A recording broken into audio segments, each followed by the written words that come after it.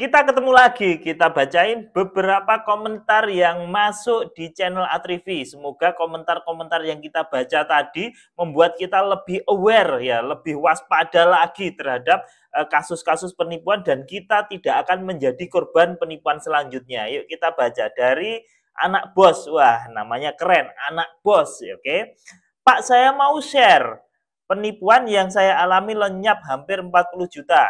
Silahkan Pak anak bos ya. Jadi ini kena tipu 40 juta. Banyak loh 40 juta itu ya. Kemudian dari Kak Astias. Aku sudah jadi korban Mas. Meskipun masih sedikit tapi itu sangat berarti buat susah kayak aku ya. Semoga diganti rizkinya dengan rizki yang lebih melimpah untuk Kak Astias. Ini ya Kak Tias ini semoga diganti rizkinya yang lebih melimpah dan kedepannya Kak jangan sampai terjadi lagi. Jadi kedepannya Kak Tias ini harus hati-hati lagi karena sekarang penipuan modusnya sudah macem-macem ya. Macem-macem, mau lelang online, mau giveaway ya, mau apa lagi banyak ya. Ada modus penipuan kerja paruh waktu, ada lagi investasi dan lain-lain dan modus itu dibalut dengan macam-macam cara pula. Jadi hati-hati ya. Oke, lanjut dari Kak Agung. Hari ini apes kena tipu 1,7 juta. Waduh. Kak Agung, semoga duitmu diganti dengan rezeki dari Allah yang lebih melimpah lagi ya Kak Agung. Jangan diulangi lagi ya Kak Agung, biar nggak kena tipu lagi. Ini jadi pelajaran buat Kak Agung, mudah-mudahan nggak tertipu ke depannya ya. Kalau Pak Kak Agung pengen memperpanjang ya, maksudnya kalau Kak Agung ini pengen ngurus, datang ke kepolisian, kemudian bawa surat dari kepolisian itu untuk dibawa ke bank tempat penipu ciuman duit, kemudian bank akan memblokir rekening penipu dan melakukan investigasi. Bisa balik, bisa enggak. Banyak kasus enggak balik karena ternyata rekeningnya ini udah rekening penipu itu sebelum kita laporkan sudah dikosongin dulu gitu loh ya. Oke lanjut, bagaimana cara melaporkannya Pak? Dan apakah uang kita bisa kembali jika terkena penipuan? Ya cara paling masuk akal ya lapor ke kantor polisi ya beserta bukti-bukti yang ada, mungkin chatting, mutasi rekening itu ya di print jadikan bukti, kemudian surat laporan dari kepolisian itu dibawa ke bank tempat penipu nyimpan uang, jadi banknya penipu ini ya. Tapi kalau banknya online lewat email, kalau banknya ada cabangnya datang ke kantor cabangnya, kemudian ini lakukan pemblokiran rekening. Jadi kita blokir rekening penipu, kemudian bank akan melakukan investigasi. Ya, banyak kasus tapi tidak bisa kembali uangnya karena banyak hal. Misalnya ternyata uangnya ini sudah habis diambil oleh penipu gitu ya. Jadi saldo rekeningnya penipu sudah nol gitu ya, susah gitu loh. Atau ada lagi misalnya ternyata nomor rekening tersebut yang melaporkan itu banyak gitu loh. Jadi nomor rekening itu udah nipu banyak orang. Nah ini nanti duitnya itu nanti masuk ke yang mana kan gitu kan ya. Itu juga jadi masalah. Jadi emang kalau kita udah ketipu itu beberapa kasus uangnya susah balik. Makanya hati-hati ya, hati-hati terhadap orang-orang, oknum-oknum yang mengaku bisa mengembalikan uangmu. Ujung-ujungnya nanti malah kamu ketipu lagi. Jadi sekarang banyak teman-teman kita tuh yang tertipu kedua kalinya loh.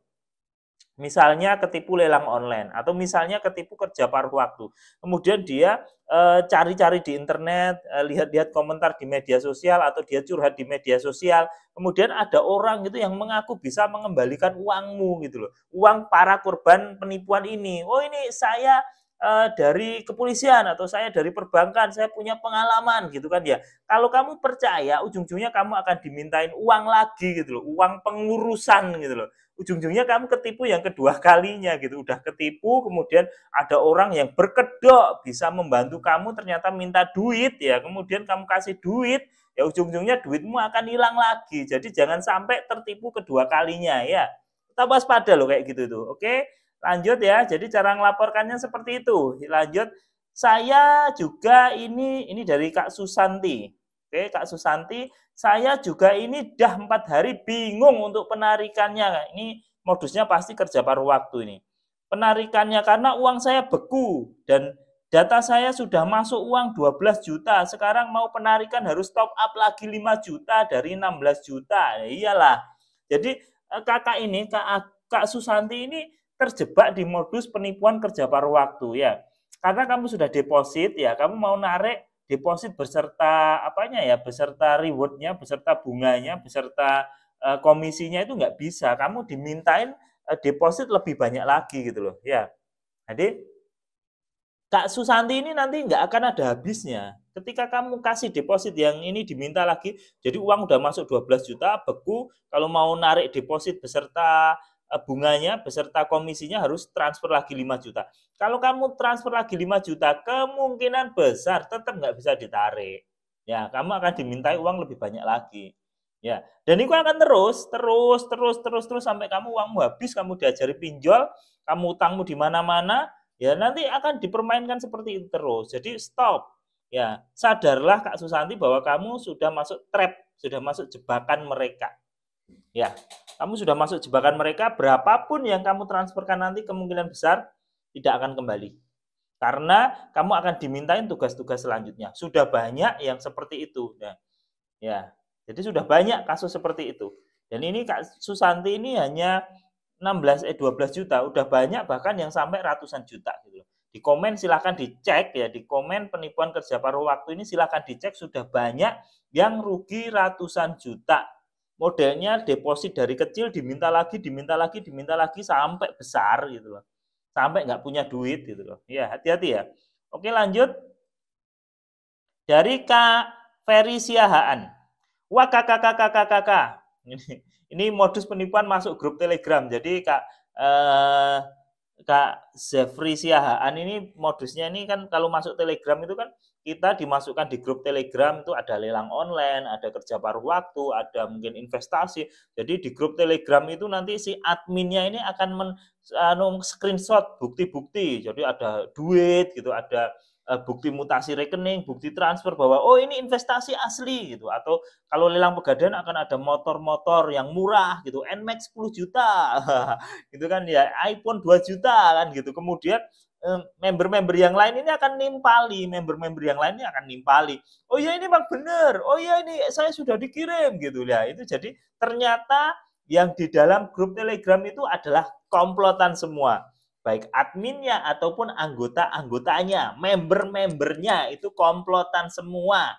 Ya, jadi kalau adminnya ini nyebar, oh ini iPhone 2 juta. Nah, nanti membernya, terima kasih Min, iPhone-nya sudah nyampe ke tempat saya. Oh ini ternyata barangnya mulus, harganya murah ternyata. Dan ini real, tidak seperti grup sebelah yang bohong. Nah, jadi penipu menuduh orang lain nipu kan gitu kan ya.